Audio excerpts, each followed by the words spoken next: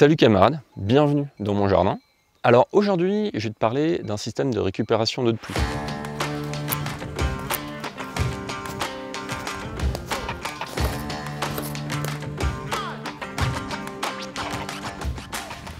J'en ai un pour ma maison, qui me permet d'être autonome en eau potable tout au long de l'année. Ma maison n'est pas reliée à un réseau d'eau communal, je suis trop dans la montagne.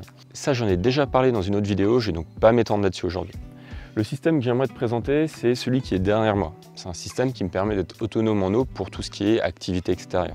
Principalement mon potager, mais aussi c'est pas de nettoyer mes outils ou alors, tout simplement remplir la piscine de mon gamin quand il a envie de jouer avec l'été.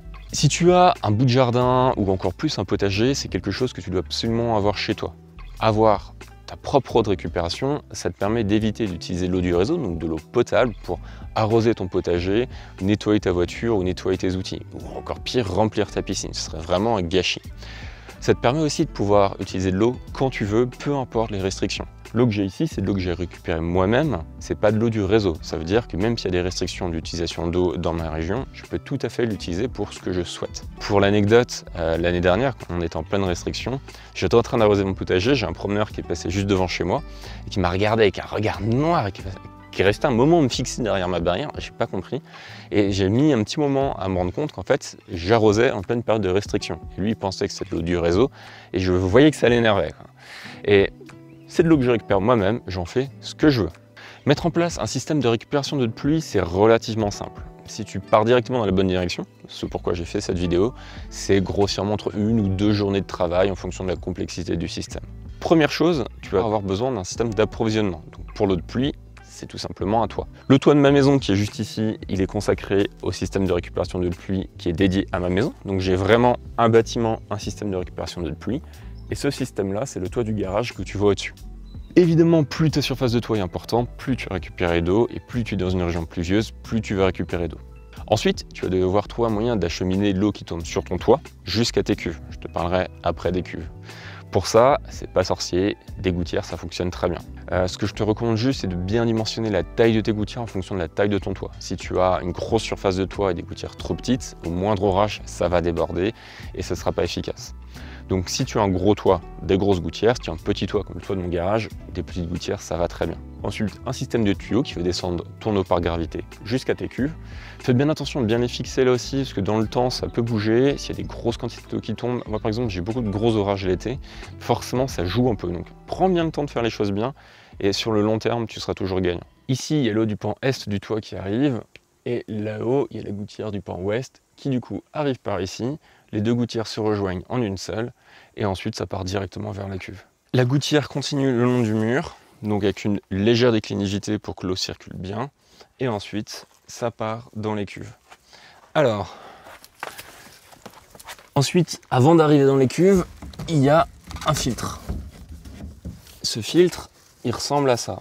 Grossièrement, c'est un panier percé, et tout ce qui est feuilles, un petit peu tout détritus, ça reste bloqué à l'intérieur. Ce qui est pratique, c'est que je peux facilement l'enlever, le nettoyer si besoin et le remettre. Je dois le faire une fois par année et ça suffit largement. Et une fois que c'est fait, l'eau est stockée dans les cuves et c'est une eau qui est relativement propre et prête à être utilisée. Alors moi je te recommande très fortement les cuves de 1000 litres, ces fameuses cuves. Alors tu les vois pas très bien parce que j'ai un plastique noir, mais c'est des grosses cuves blanches de 1000 litres. Ce qui est génial, c'est que c'est des cuves standardisées pour l'industrie et qui en fait, tu en as énormément et tu peux en avoir, tu peux faire des très bonnes affaires. Compte entre 50 et 150 € la cuve, mais tu peux aussi en récupérer gratuitement si tu as un petit peu de réseau.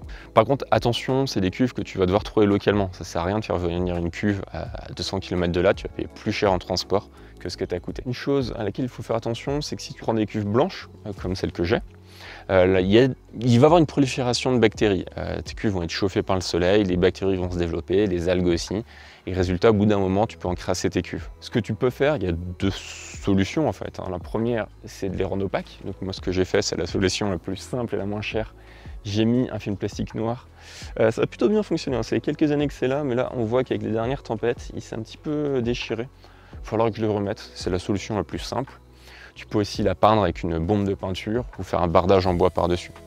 Et la solution la plus efficace, c'est acheter des cuves comme celle-ci, donc des cuves de 1000 litres, mais noires directement. Par contre, entre 50 et 100 € de plus par cuve. Ensuite, avant même de réfléchir à récupérer l'eau de ces cuves, il va falloir gérer un trop-plein. Tu veux pas que tes cuves débordent, parce que si tes cuves débordent, tu vois qu'elles sont lourdes hein, quand même, donc elles pèsent environ quelques dizaines de kilos, mais une fois pleines, c'est une tonne, c'est 1000 litres d'eau, donc une tonne, et t'as pas envie que l'eau s'infiltre sous les fondations de ta cuve et finisse par la renverser au bout de quelques années. Donc système de trop-plein, et ce système de trop-plein, moi il part dans mon poulailler, et un bon moyen de gérer ça, c'est de créer peut-être une petite mare pour tes poules, comme ça les poules peuvent profiter s'il y a de l'eau à certaines périodes de l'année, c'est toujours sympa. Ensuite, si tu as plusieurs cuves, tu vas absolument devoir les relier entre elles. Si tu le fais pas, ça va être tout simplement ingérable. Ce que tu veux pas, c'est que tu aies une cuve qui soit plus remplie que l'autre. Tu vas avoir par exemple une cuve qui va être très remplie, l'autre pas du tout. Ensuite, tu vas devoir réarbitrer, ensuite tu vas tirer sur une autre cuve, tu vas devoir réarbitrer encore. C'est pas du tout optimal. Donc en reliant tes cuves en réseau, tu vas t'assurer qu'elles se remplissent toujours au même rythme et qu'elles se vident toujours au même rythme. Pour ça, rien de compliqué, tu prends la sortie de tes cuves, tu les relis à un tuyau commun, et ensuite elles se remplissent dans une cuve et tu as un robinet commun. Ce robinet, moi, il est juste ici. Hop. Du coup, la première cuve, la deuxième cuve et la troisième. Elles sont tous les trois reliées avec un tuyau. Donc ça, c'est robinet ouvert-fermé. Et ensuite, un grand tuyau qui fait tout le long et qui relie les trois cuves entre elles. Ça, c'est des tuyaux qui se trouvent très facilement sur internet et c'est là qu'on voit l'intérêt d'avoir ce type de cuve, c'est que c'est très polyvalent et il y a beaucoup d'accessoires. Et ici, c'est là que tu retrouves le trop-plein. Petite astuce, tant que j'y suis, laisse les couvercles en place mais ne les ferme pas. Le but, c'est qu'il n'y ait pas un animal ou de la poussière qui rentre dans les cuves en posant le couvercle par-dessus, mais en les laissant entrouverts comme ça, tu permets à l'air d'entrer et de sortir. Ce que tu veux pas, c'est qu'il y ait de l'air qui se retrouve bloqué dans une cuve et qui en fait empêche le remplissement correct de cette cuve. Donc pour les cuves, t'hésites pas, cuve de 1000 litres, très pratique, très solide, très durable. Comme tu vois, c'est pas sorcier, ça demande une installation minimale, c'est un coût assez faible aussi. Moi je pense que j'ai payé, je crois, 80 francs, donc à peu près grossièrement 80 € par cuve. J'en ai 3, j'ai dû acheter 50 € de tuyaux et de robinets pour relier ces cuves entre elles. Une cinquantaine d'euros de tout ce qui est gouttière. Donc c'est une installation qui est relativement accessible et qui surtout me rend un immense service l'été. Avec le système de récupération de l'eau de pluie de ma maison, je pense pas que j'aurai assez pour arroser le potager. En tout cas, en cas de période de sécheresse prolongée, j'aurai un vrai dilemme entre privilégier ma maison ou mon potager. Là, j'ai aucun souci. Et j'ai même fait un peu une connerie, c'est que j'en ai mis beaucoup trop, hein. J'étais pas sûr de moi et j'ai fait une bonne affaire pour les cuves, donc j'en ai mis 3, j'ai 3000 litres. 2000 litres, ce serait largement suffisant même en période de sécheresse, donc j'ai même une cuve en trop. Mais bon, elle est là, ça me rend service, je vais pas l'enlever. Maintenant que tu vois comment fonctionne le système, il y a un point auquel tu dois faire très attention, c'est l'emplacement de tes cuves. L'idéal, en tout cas ce que j'ai essayé de faire moi, c'est que je puisse arroser mon potager par gravité. C'est-à-dire que je branche un tuyau sur mon robinet, le bout de ce tuyau, je le mets dans mes buts qui sont juste là, j'ouvre le robinet et j'arrose mes buts naturellement. Ça me permet d'éviter de faire des allers-retours avec un arrosoir, ce qui prend quand même beaucoup de temps à remplir, ou alors de devoir mettre une pompe directement dans la cuve. Ce que je fais des fois quand je veux arroser vraiment l'autre bout de mon terrain.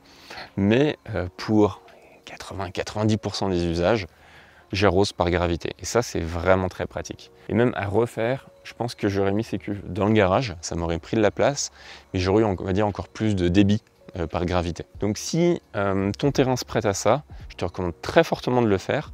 Et si ton terrain s'y prête pas, ce que tu peux faire, c'est empiler des palettes et mettre tes cuves sur les palettes. Par contre, attention, pour que ça fonctionne par gravité, il faut quand même qu'il y ait une certaine différence. Et prendre des bonnes palettes, il ne faut pas que ces palettes soient rongées par l'humidité et que la cuve finisse par s'effondrer. Mais ça peut être une optique. Il y a juste une chose sur laquelle tu dois être très très vigilant avec ces cuves, c'est que c'est des cuves utilisées par l'industrie. Donc ça servait à transporter des liquides. Des liquides, il y a de tout. Il y a des choses qui sont totalement inoffensives, il y a des choses qui sont dangereuses. Tu n'as pas envie, par exemple, que ces cuves aient servi à transporter du carburant. Moi, mes cuves, elles ont servi à transporter du glucose pour fabriquer des sucettes. Donc l'eau avait un goût un peu sucré au début, maintenant tout le glucose est parti et ça va très bien comme ça. Donc fais vraiment attention à ça. Et si tu n'es pas sûr de ce qu'il y a eu dans les cuves juste avant, moi ce que je te conseille, c'est tout simplement de ne pas les acheter. Une fois que tu as ton système qui est mis en place, que tu as tes cuves qui sont pleines et que tu as ton robinet, il va falloir récupérer cette eau pour l'utiliser ailleurs. La première option, c'est tout simplement l'arrosoir. Il faudrait que j'ai fait une petite plateforme juste en dessous pour pouvoir poser mon arrosoir. Par contre, comme tu peux le voir, ça prend beaucoup de temps à remplir. Et avec 2 arrosoirs, tant que je suis là avec mes 2 arrosoirs, je suis bloqué là environ 1 minute. Et j'arrose pas très régulièrement, mais quand je le fais, je mets vraiment un gros coup d'arrosage. Et c'est juste pas du tout pratique de passer 1 minute, d'arroser 30 secondes et de revenir. Donc c'est une option, mais c'est pas forcément celle que je te recommande. La deuxième option, c'est le tuyau. Donc si, comme moi, tu as des cuves qui sont plus hautes que les espaces que tu souhaites arroser, c'est juste génial. Tu branches ton tuyau, tu ouvres et tu mets l'extrémité à l'endroit que tu souhaites arroser. Et le débit n'est pas incroyable, mais moi ça me permet d'arroser certaines parties de mon jardin, faire quelque chose d'autre en attendant, revenir 5 minutes après, bouger mon tuyau et ainsi de suite. Donc c'est vraiment ce que je préfère. Ensuite, tu as une troisième possibilité qui est la pompe. Ça c'est surtout efficace quand mes cuves sont très basses et que du coup l'arrosage par gravité fonctionne moins bien, ou alors quand je veux arroser quelque chose qui est à plusieurs centaines de mètres. Tu as 2 possibilités pour utiliser les pompes. La première, c'est que tu mets une pompe directement dans la cuve, donc il y a une ouverture par le haut. Ça fonctionne avec des petites pompes, mais tu peux tout simplement agrandir l'ouverture, et il n'y a aucun souci, donc tu peux être une plus grosse pompe. Moi, c'est ce que j'ai fait. L'autre option, c'est que tu mets sous ton robinet un gros bac, et tu mets ta pompe directement dans le bac. L'inconvénient, c'est que tu es toujours limité par le débit de ton robinet. Donc c'est une solution intermédiaire. Moi je te recommande de mettre directement la pompe dans les cuves, ça va très vite très fort et ça fonctionne bien pour des usages occasionnels. Si toi aussi tu veux mettre en place un système de récupération d'eau de pluie chez toi, je vais t'écrire un dossier PDF spécial. À l'intérieur de ce dossier, je vais évidemment récapituler tout ce que je t'ai dit dans la vidéo, mais je vais surtout te présenter des schémas. Des schémas que tu pourras adapter en fonction de ta situation personnelle, la quantité d'eau que tu veux stocker et la façon dont tu veux utiliser l'eau. Pour le télécharger, regarde la description en bas de la vidéo, clique sur le lien, ensuite tu arrives sur une page, tu vas rentrer ton adresse email et je t'envoie le dossier directement sur ton adresse email. Si tu as des questions, n'hésite pas à me les poser en description de la vidéo et moi je te dis à bientôt pour une prochaine vidéo sur mon sel, sur les cuves de 1000 litres. À bientôt camarades.